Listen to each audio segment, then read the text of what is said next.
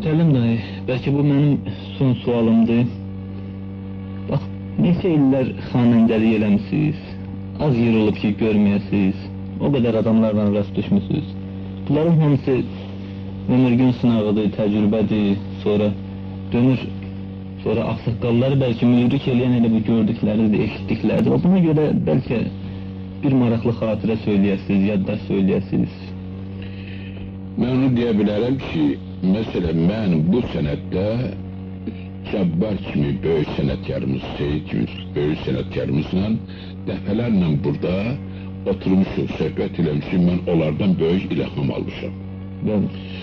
Onların yaxşı sənətkarlığı, onların o vaxtidən Bəhrəm Mənsurov həmişə onlar Bəhrəmlə salar oxuyardılar.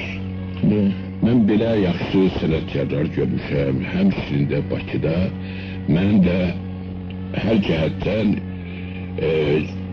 yaxşı cəhətlərini, onunla işləmək yollarını, cəmaatla rəftarını, Bəhrəm kimi, Seyid kimi, Şəbbər kimi adam bunlar mənə yaxşı yollar göstərmək.